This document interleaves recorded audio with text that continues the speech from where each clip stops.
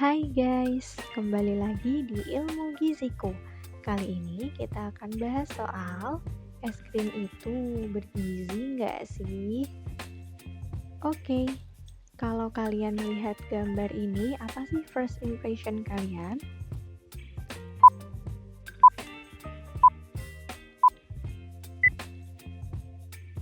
Yoi, pasti teman-teman udah hafal ya sama slogan, jangan biarkan kosong, takutnya nanti diisi mix. Ya, itulah salah satu es krim yang lagi viral dan membombardir di hampir semua ruko kosong. Sekarang pertanyaannya adalah, sebenarnya es krim itu bergizi nggak sih? Yuk, simak videonya. Jadi guys, menurut KBBI sendiri, es krim adalah sajian dingin yang disajikan dalam bentuk massa yang lembut dan halus. Es krim pun sudah masuk dalam Standar Nasional Indonesia atau SNI yang menyatakan bahwa es krim merupakan sejenis makanan semi padat yang dibuat dengan cara pembekuan, di mana terdiri dari air, bahan padat, dan udara. Selain itu, es krim dianggap menarik karena biasanya disajikan dalam berbagai varian warna dan rasa. Hampir semua orang menyukainya. Biasanya es krim dikonsumsi sebagai makanan selingan yang termasuk dalam kategori snack. Lalu, gimana sih cara pembuatan es krim itu sendiri? Es krim dibuat dengan dua cara. Cara yang pertama adalah cara tradisional, di mana menggunakan tabung yang diputar-putar dalam wadah yang diberi es kristal dan garam. Lalu yang kedua adalah cara modern, yaitu dengan menggunakan mesin pembuat es krim.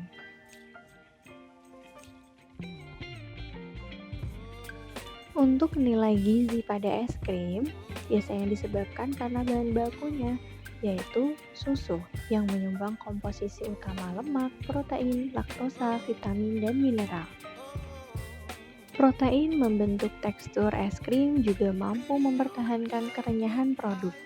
Protein berfungsi sebagai zat pembangun jaringan pada bagian-bagian tubuh. Bila dikonsumsi dalam jumlah sedang, es krim dapat mengisi pasokan protein dalam tubuh. Lemak pada es krim yang memberikan rasa creamy, menambah flavor, memperindah penampakan, dan meningkatkan nilai gizi. Kadar lemak dalam es krim berkisar 10-16%. Selanjutnya, ada bahan pemanis atau gula yang digunakan dalam pembuatan es krim, mampu meningkatkan kekentalan dan menurunkan titik beku es krim. Gula atau bahan pemanis juga digunakan sebagai penyumbang karbohidrat sederhana. Lalu, kalau kamu ngerasa es krimnya bisa lembut dan lumayan tahan lama, tidak cepat meleleh, itu terkadang es krim dibuat dengan bahan penstabil atau stabilizer. Bahan penstabil ditambahkan untuk membantu menahan terjadinya pengkristalan es krim pada saat masa penyimpanan dan menstabilkan pengadukan dalam proses pencampuran bahan baku es krim. Stabilizer biasanya dari telur, stabilizer buatan, atau emulsifier. Jadi, perpaduan kandungan gizi dari bahan-bahan yang digunakan dapat optimal jika kita mengonsumsinya secara tepat. Jenis-jenis es krim pun beraneka ragam. Yang pertama, es krim base atau disebut es krim yang berbahan dasar susu dan fresh cream yang ditambah telur sebagai bahan penstabil. Sebelum masuk proses pendinginan, campuran bahan ini juga disebut dengan dasar krim custard. Kedua adalah es krim modern, di mana produksi es krim dilakukan dengan lebih mudah menggunakan teknologi. Bahan dasar telur sebagai bahan penstabil bisa digantikan dengan emulsifier buatan. Emulsifier ini dibuat dari bahan alami yang diproses khusus menjadi bubuk. Tingkat kestabilannya pun lebih baik daripada jika menggunakan telur. Yang ketiga adalah soft ice cream yang teksturnya sangat lembut karena dibuat menggunakan mesin khusus. Jadi, udara yang terkandung di dalam es krim akan digandakan sehingga hasilnya pun lebih lembut dan volumenya lebih besar. Selain itu, kandungan lemaknya menjadi tidak terlalu tinggi. Selanjutnya ada gelato yang berasal dari kata gelare atau artinya beku. Es krim asal Italia ini dibuat dari susu, gula, telur, dan perasa makanan. Bisa juga ditambahkan dengan buah dan coklat. Adonan gelato lebih kental daripada adonan es krim yang berasal dari kandungan kuning telur atau putih telur. Kelima adalah sorbet, di mana lebih ringan dan segar karena dibuat dari jus buah yang ditambah pemanis. Jadi, sorbet tidak mengandung susu, krim, dan kuning telur, sehingga kandungan kalorinya pun rendah. Namun, karena tidak mengandung lemak, adonan sorbet sebaiknya juga ditambah emulsifier atau stabilizer agar teksturnya lebih baik. Dan yang keenam adalah frozen yogurt. Hidangan penutup ini dibuat dari yogurt yang ditambah dengan perasa makanan dan stabilizer es krim. Jadi, kandungan lemaknya rendah atau bahkan tidak ada sama sekali.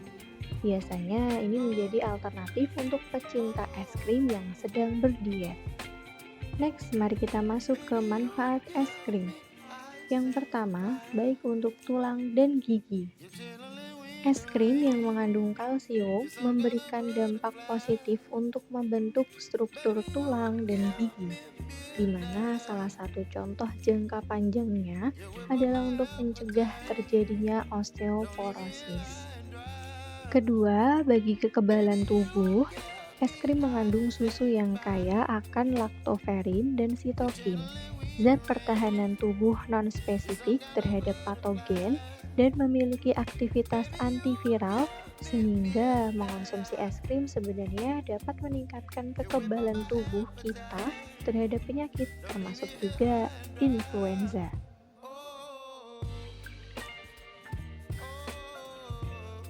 Kemudian, gula dalam es krim memicu produksi insulin dan asam amino triptofan, di mana kadar insulin dan asam amino dipasok sebagai energi, sementara triptofan dialirkan ke otak sebagai hormon tubuh yang mengatur perasaan menyenangkan dan santai. Itulah mengapa es krim bisa meningkatkan mood.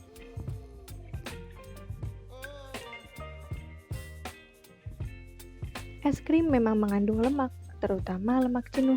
Hal itu menyebabkan banyak orang menghindari es krim karena takut gemuk. Padahal kontribusi energi es krim per takaran saji atau satu cangkirnya hanya sekitar 10% dari total kebutuhan energi dan kontribusi lemaknya sekitar 15% dari total kebutuhan lemak per hari. Jumlah tersebut termasuk kecil, sehingga kurang pas jika es krim dituduh sebagai biang keladi penyebab kegemukan atau obesitas. Selanjutnya, tips mengonsumsi es krim cek. Yang pertama, perhatikan porsi konsumsi. Jangan berlebihan ya, karena es krim adalah salah satu contoh makanan selingan, sehingga porsi konsumsi pun menyesuaikan kebutuhan dalam sehari. Biasanya makanan selingan dalam sehari sebanyak 2 kali, jadi sewajarnya saja ya guys. Kedua, baca dan pahami nutrition fact. Biasanya nutrition fact ini terdapat dalam kemasan es krim, di mana per es krim itu beda-beda, jadi bisa disesuaikan dengan kebutuhan kalian ya. Yang ketiga, apabila kalian sedang berdiet, kalian bisa kok memilih es krim dengan bahan yang sebisa mungkin rendah gula dan rendah lemak, supaya es krimnya pun optimal di dalam tubuh. Yang keempat, pastikan kebersihan dari pembuatan es krim agar tidak masuk kuman-kuman yang bisa menyebabkan penyakit dalam tubuh. Apabila kalian merasa jajan es krim di luar itu tidak aman, maka kami sarankan untuk membuat sendiri es krimnya agar lebih terjamin keamanannya.